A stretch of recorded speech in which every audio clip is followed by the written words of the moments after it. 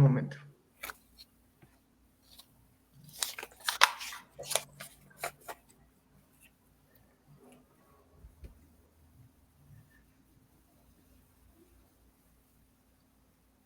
Buenas noches, estimados participantes. Es un honor para mí ser el moderador de esta charla tan importante. Gracias a Laboratorios Eurofarma, tu vida mueve la nuestra. Contamos con el aval de la Universidad Internacional del Ecuador y nuestro auspiciante Suganon. Recuerden que el día de hoy es el segundo de los 3 webinares que Laboratorios Eurofarma, la OID y Suganon han preparado para ustedes. En esta oportunidad vamos a hablar de la evogliptina como tratamiento en el control glucémico. Tengo el gusto de presentar a la doctora Carla Garay, médico endocrinólogo, subespecialista en nutrición y obesidad. Ha desarrollado una trayectoria profesional de reconocimiento nacional en el tratamiento de casos clínicos de difícil manejo. Recordarles que este es parte del programa de educación médica continua centrado en el tratamiento de la diabetes mellitus tipo 2 y su relación con el DPP-4 y cuenta con el aval de la Universidad Internacional del Ecuador. Les quiero recordar que podemos hacer preguntas al especialista en la parte de comentarios y al final de la presentación abriremos el espacio para que sus preguntas puedan ser solventadas. Con esto, cedo la palabra a la doctora Carla Garay. Muy buenas noches, doctora. Hola, buenas noches con todos. Realmente es un gusto poder participar el día de hoy. Podemos dar inicio a la presentación. Primero hablar de lo que es la prevalencia en lo que es la diabetes. Sabemos que la Federación Internacional de Diabetes estimó para el 2045 tener 422 millones de personas en todo el mundo con esta patología. Pero estamos 2023 y tenemos 522 millones de personas con este diagnóstico. Pero hablar de diabetes para la Organización Panamericana de Salud es hablar de una de las principales causas de defunción y también de pérdida de calidad de vida. Fíjense que tener diabetes entre los 30 y 70 años condiciona a una muerte prematura en un 14%. Este es un estudio publicado en un hospital de tercer nivel en el cual 80% de los pacientes conocen su diagnóstico, pero el 20% no conocen de su patología. Esta población creciente puede corresponder a los pacientes adultos mayores y también a los pacientes trasplantados. Cuando tenemos diabetes, nosotros vamos a tener en el 2023, hoy por hoy, sí, un arsenal terapéutico bastante amplio para tratar la diabetes. ¿Qué vamos a tratar con todo este arsenal terapéutico? Las complicaciones microvasculares, macrovasculares, pero algo muy importante que tenemos que tener en cuenta es la hipoglucemia. Esta hipoglucemia nos puede conducir a la muerte.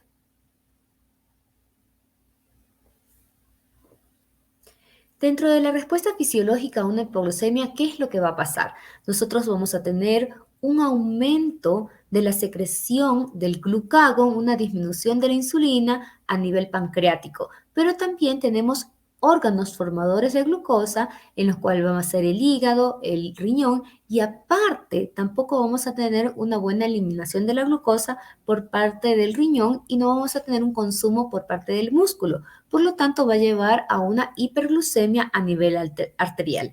A nivel cerebral vamos a tener un aumento de la ACTH, de la hormona de crecimiento y aumento de la adrenalina y noradrenalina. Esos efectos nocivos de la hipoglucemia van a estar también ocasionados en el corazón. Fíjense en cómo nosotros vamos a tener un aumento en lo que es el proceso inflamatorio con mayor secreción o desencadenantes de la cascada de factores de necrosis tumoral, interleuquina 6 y 12. También va a existir alteraciones del estado de coagulación y vamos a tener una disfunción endotelial con alteraciones en el electrocardiograma que va a dar una taquicardia ventricular con una muerte súbita.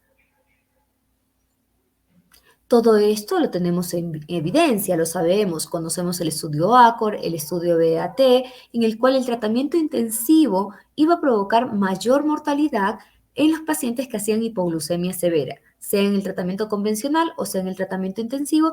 En el grupo de pacientes con hipoglucemia grave, realmente representaron una mayor mortalidad.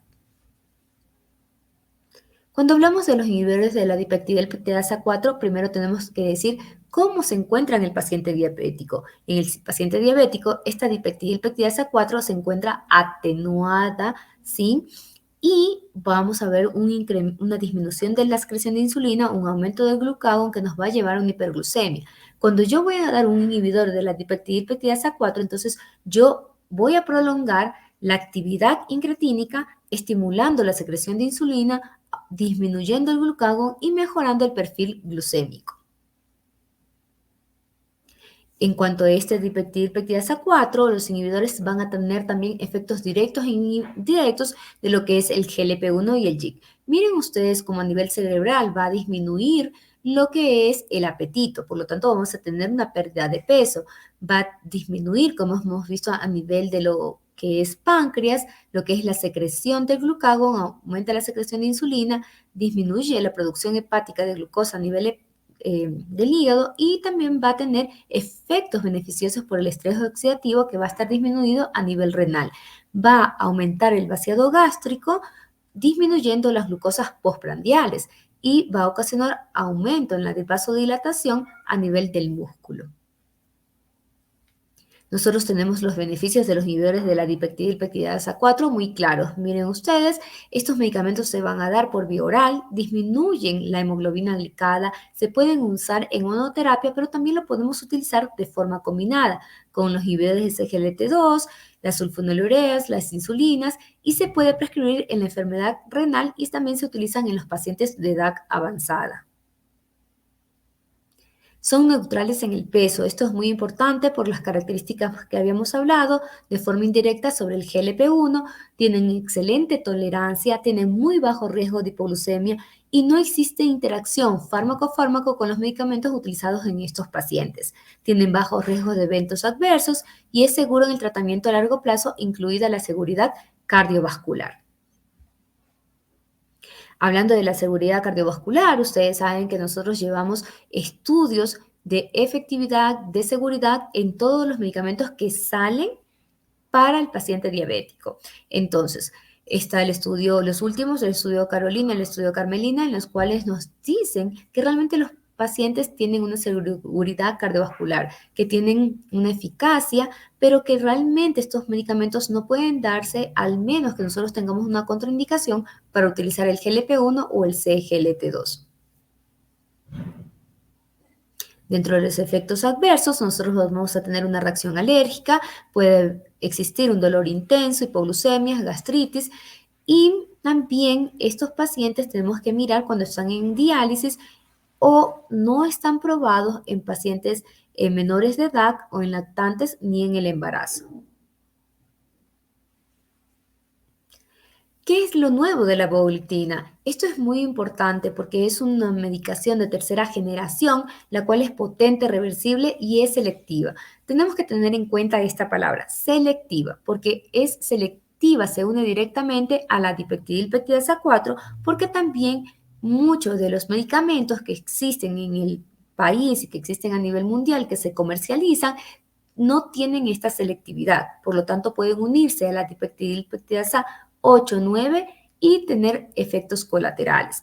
Tiene un bajo potencial de interacción con otros medicamentos, la comodidad posológica porque es dosis única diaria, tiene un rápido modo de acción a nivel de lo que es el GLP-1 y lo podemos utilizar en los pacientes con insuficiencia renal y insuficiencia hepática.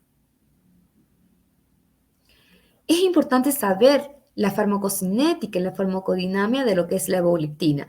Fíjense en la línea a la derecha nosotros tenemos todos los medicamentos que se comercializan de los inhibidores de la dipeptidasa 4. A un lado tenemos la excreción. Fíjense en cómo van a ser de excreción renal, la única de vía biliar es la linagliptina y la evogliptina tiene una excreción doble, renal y hepática, lo que permite su uso en este tipo de pacientes. Cuando hablamos del desarrollo clínico de la evogliftina, estos comienzan en los países asiáticos en el 2005 y luego se van desarrollando en países latinoamericanos como en Brasil, que ya vamos a hablar más adelante de estos estudios. El estudio Evolution Brasil, es un estudio que se realizó en 9 centros y acá lo que veíamos eran pacientes diabéticos que tenían hemoglobina glicosilada elevada y que cuando se dio la medicación de la evogliftina demostró ser segura porque los pacientes toleraban perfectamente, no hubo un efecto colateral mayor y también tiene eficacia porque disminuye la glucosa y la hemoglobina glicosilada. Como pueden ver ustedes, estos son los resultados en los cuales mostramos la eficacia y la seguridad de lo que hemos hablado.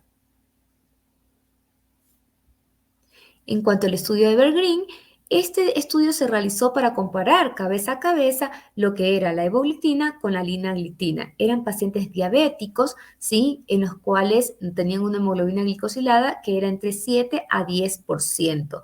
Es un estudio multicéntrico, aleatorio, doble ciego, realizado en 207 pacientes. En los resultados podemos ver en la línea lila, que es la evogliftina, en la cual hay una disminución de la hemoglobina glicosilada. Este estudio quiere decir que tiene la misma eficacia que la linagliptina y también la seguridad. Dosis única diaria de 5 miligramos día.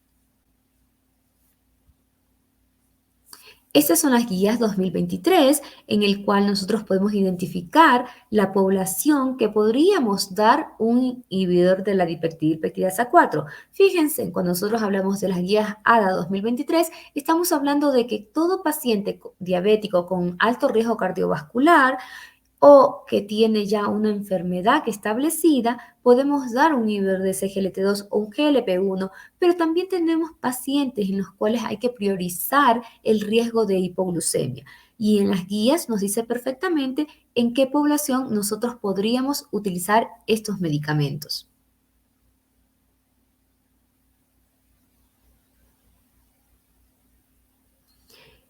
Si nosotros vamos perfilando al paciente diabético tipo 2 y que podemos utilizar esos inhibidores de la dipeptidilpeptidasa 4, entonces podríamos comenzar con un caso clínico.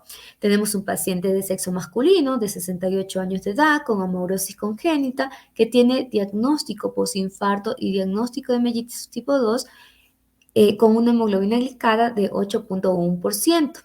Entonces, cuando nosotros elegimos una terapia, las guías nos dicen, escoge por su alto riesgo, por una enfermedad establecida, escoge un inhibidor de CGLT2.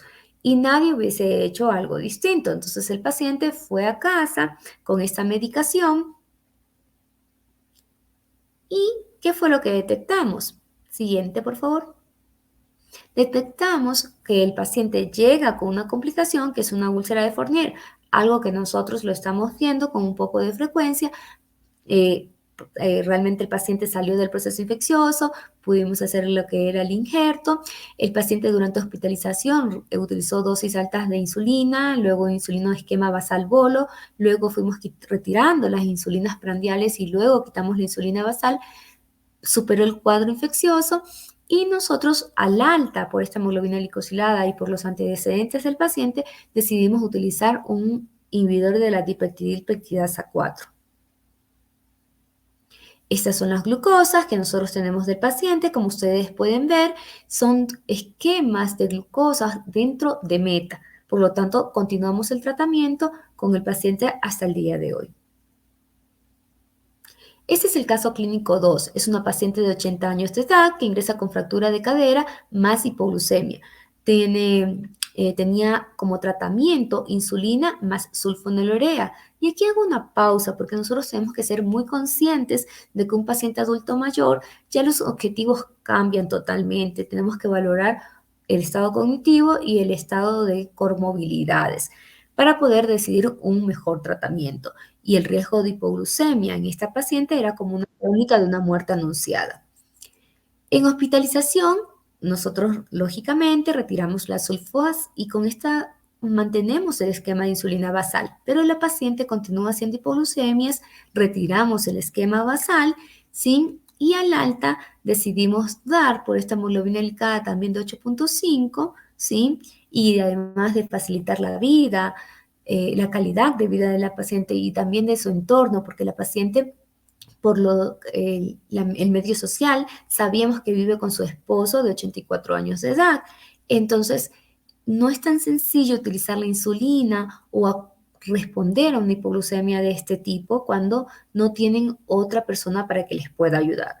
Dejamos una dipeptidilpeptidasa 4, un inhibidor, y realmente nos fue súper que bien en los controles trimestrales de la paciente. Los hijos que realmente se turnaban para poder colocar la insulina tuvieron hasta mejor calidad de vida, ellos también, aparte de la paciente, por la facilidad posológica de esta medicación.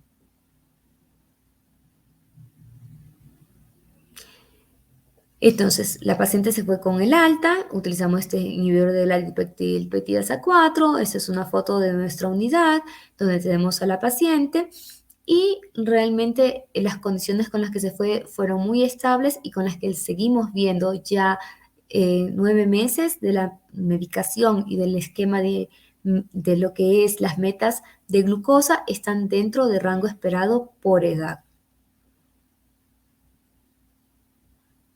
Las decisiones siempre las tenemos que basar en la evidencia y esto es lo que nos dicen las guías ADA 2023 respecto al adulto mayor.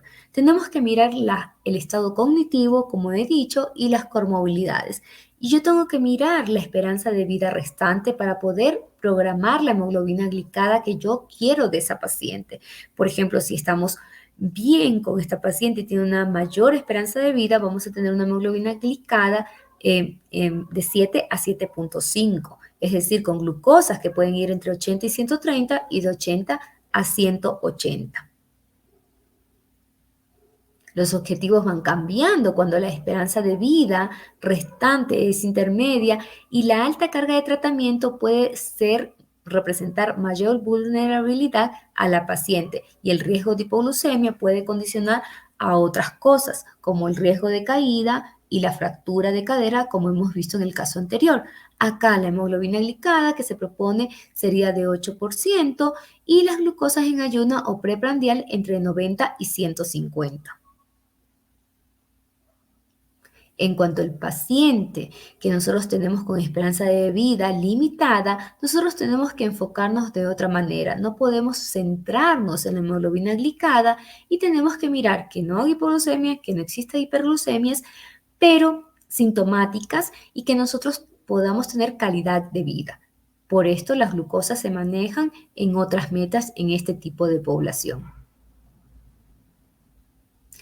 Este es el algoritmo, ¿sí? Y el algoritmo del paciente adulto mayor insulinizado nos dicen que cada vez nosotros tenemos que pensar en desintensificar el tratamiento.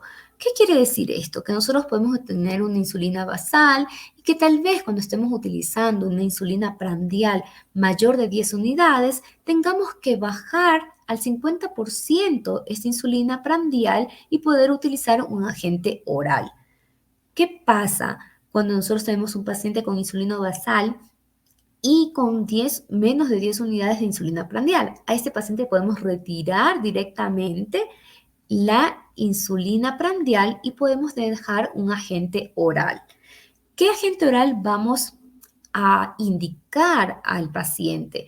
Tener mucho cuidado en el paciente adulto mayor con los efectos colaterales gastrointestinales que pueden llevar a una pérdida de peso o una deshidratación. Recuerden que la metformina tiene el uso limitado por el filtrado glomerular.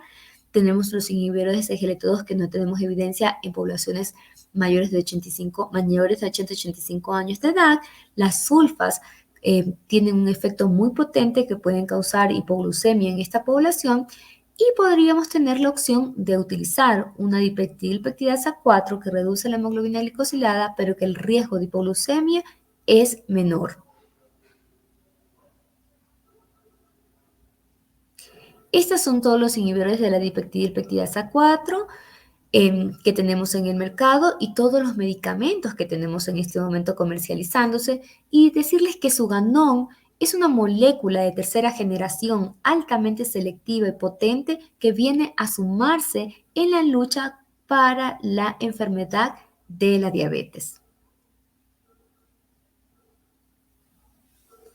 Dentro de los mensajes para llevar a casa, comentarles que la volictina es un fármaco perteneciente a una nueva generación de los inhibidores de la dipeptidilpeptidasa 4 y tiene propiedades particulares como la alta selectividad para unirse a la enzima con una vida media larga que permite una dosis diaria.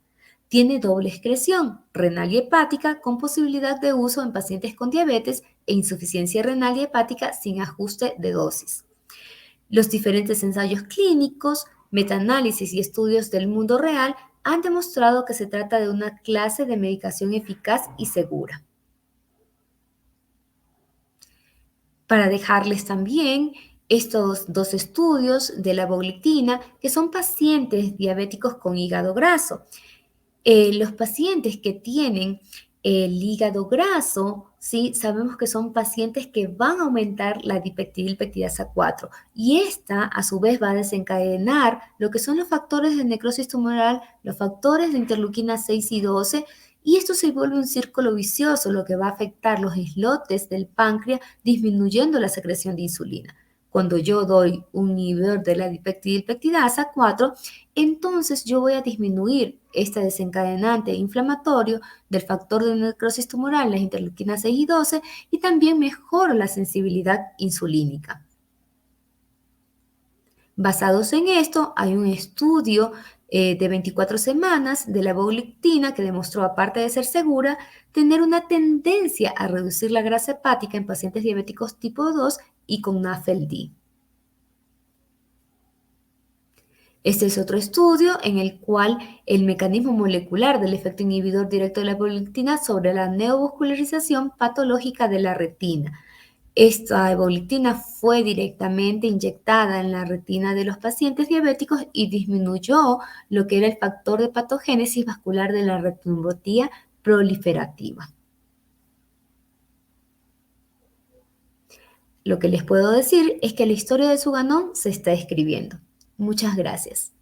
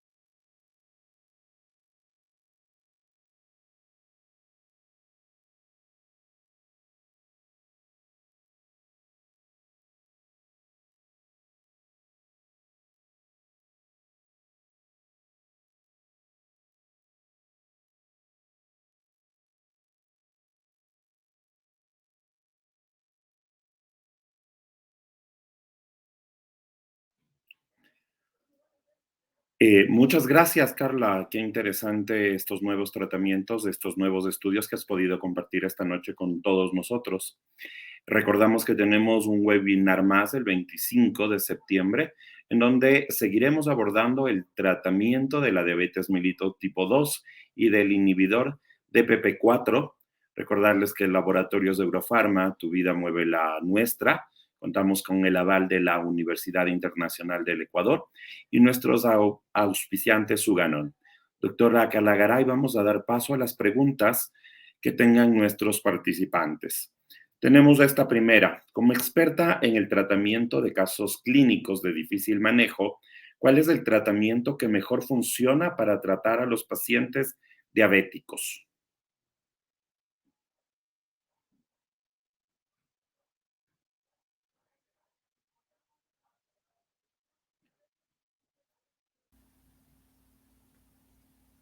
Hola, sí, gracias por la pregunta, realmente muy interesante, pero sí nosotros tenemos que enfocar que es un paciente de difícil manejo, es un paciente que no se adhiere a la dieta, es un paciente que no se adhiere a la alimentación, a lo que es la actividad física, porque desde ya nosotros tenemos que comenzar a hacer un plan nutricional distinto con este tipo de pacientes, ofrecer tal vez una actividad física que se pueda acoplar al paciente y que también la pueda hacer de una forma continua, alegre, sin necesidad de causar dolor. Entonces, nosotros dentro de la terapéutica farmacológica está lo que es el uso de insulina cuando nosotros tenemos un paciente catabólico, eh, utilizar un GLP-1 que cada vez se vuelve más delirante por el costo, el alto costo que nosotros lo tenemos a nivel mundial. Eh, de ahí nosotros tendríamos que pensar si ya el paciente está tal vez con un GLP-1, con insulina, pues también una terapia a nivel de lo que es salud mental para poder ayudar con este tipo de pacientes. Doctor, aquí tenemos una siguiente pregunta. Nos preguntan qué factores pueden aumentar la hipoglicemia y cómo prevenir los mismos. Bien, en cuanto a lo que es la hipoglucemia, recordemos que si el paciente se salta una comida y está tomando una sulfa o está tomando insulina, que son medicamentos muy potentes, entonces el paciente puede realizar una hipoglucemia.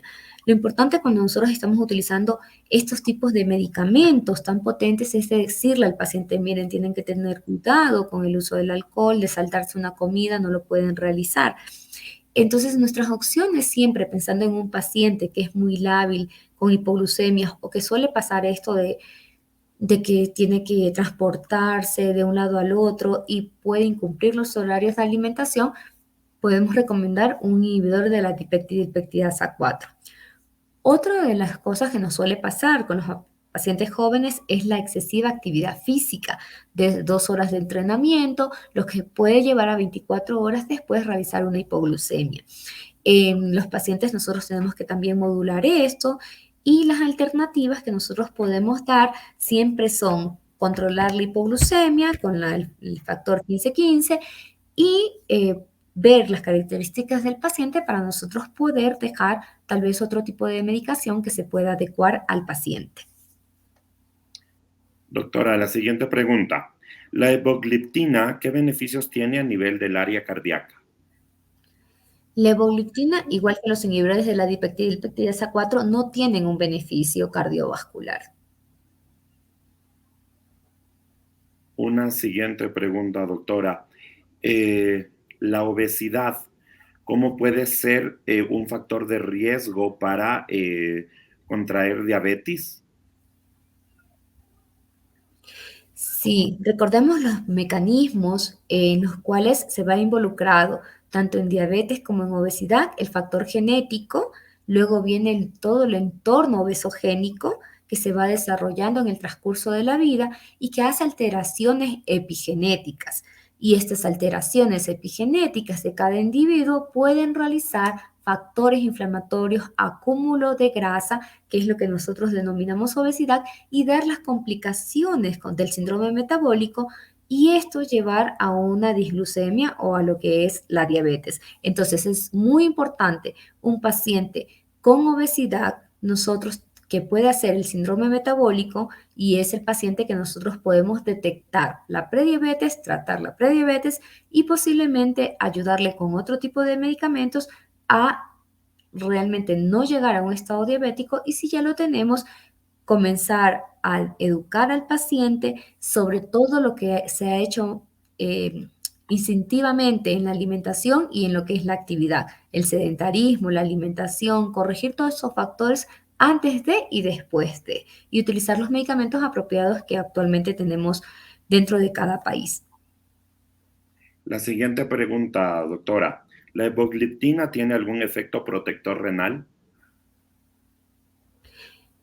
No tiene un efecto como tal, pero a nivel de lo que es, recuerden que nosotros tenemos mayor productividad indirecta del GLP-1 y esto ya está demostrado que al tener de forma indirecta el GLP-1 también aumentado, va a tener una disminución del estrés oxidativo a nivel renal. La siguiente pregunta, ¿cómo la actividad física puede mejorar la calidad de vida de las personas con diabetes? Bien, esa pregunta es muy interesante porque la actividad física es una de las cosas que nosotros tenemos que iniciar desde la primera consulta, pero también tenemos que individualizar el tratamiento en cada paciente. Si tengo un paciente joven que puede hacer 15, empezar 10 minutos, 15 minutos, 20 minutos, completar 150 minutos a la semana o 300 minutos en pacientes un poco más grandes o en los pacientes adultos mayores que en cambio es de elongación y de resistencia a la actividad física, pero en todo lo que es el movimiento nosotros activamos los GLUC4 que van a hacer consumir a nivel del músculo lo que es la glucosa, es decir, gastarla como energía. La actividad física reduce la presión arterial, reduce la dislipidemia, nos ayuda a disminuir las glucosas, ¿sí? Por este mecanismo del GLUC4 y la actividad física favorece realmente todo el perfil del síndrome metabólico y del paciente diabético. Muchas gracias, doctora. La siguiente pregunta. ¿Qué tan segura es la evogliptina versus la metformina ante el mantenimiento de niveles de glucosa dentro de los parámetros normales en cuanto a su eficacia y evitar el cuadro de hipoglicemia? Miren, de acuerdo a la población, nosotros tenemos los inhibidores de la dipeptidilpeptidasa 4 tan efectivos y tan seguros como la metformina. Tenemos que lo que es la evogliptina o todos los inhibidores de la dipeptidilpeptidasa 4 pueden reducir la hemoglobina glicosilada, como hemos visto en el estudio Evolutio, en el estudio Evergreen o en los diferentes estudios de los diferentes drogas de las inhibidores de la dipeptidilpeptidasa 4, ¿sí? Cuando bajamos la hemoglobina glicosilada, bajamos las glucosas, estamos hablando de eficacia. Sí, puede ser una de 0,8 a 1,2 de hemoglobina glicosilada en reducción y realmente son más seguros por la disminución de los efectos colaterales. Si hablamos de los pacientes adultos mayores, que fue en la población que yo me enfoqué, es que estos pacientes adultos mayores tienen ya un filtrado glomerular comprometido. Si nosotros lo exponemos a los efectos colaterales de la metformina, como los efectos gastrointestinal, podemos tener pacientes desnutridos que terminen desnutridos y también pacientes con deshidratación que terminen en una emergencia. Pero la dipeptidilpeptidasa 4 aquí viene a sumar, porque viene a demostrarnos que es tan segura, tan eficaz y que puede disminuir el riesgo de hipoglucemia en ciertas poblaciones. Puedo también combinar, porque yo puedo combinar metformina con un inhibidor de la dipeptidilpeptidasa 4. Tenemos el estudio Verify, en el cual se habla directamente de dejar la inercia terapéutica y hacer el tratamiento combinado. Eso también nos dicen las guías de la ADA 2023. Así que si yo tengo un paciente que puedo potenciar realmente y tratar de disminuir las hipoglucemias, entonces yo puedo también combinar metformina con evogliptina. Doctora, una siguiente pregunta. ¿Cuál es la importancia de hacer un tratamiento en común con varias especialidades para tratar la diabetes? Esto cada vez es lo que nosotros realizamos un poco más.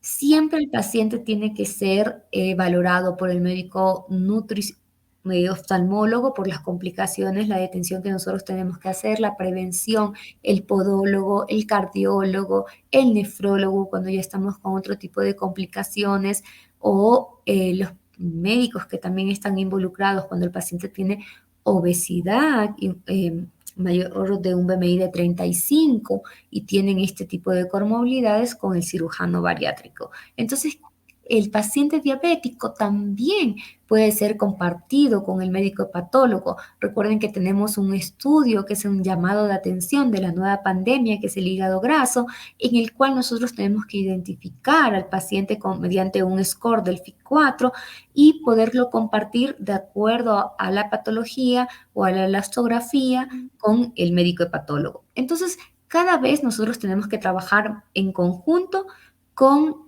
otros médicos especialistas para poder llevar adecuadamente el manejo del paciente diabético.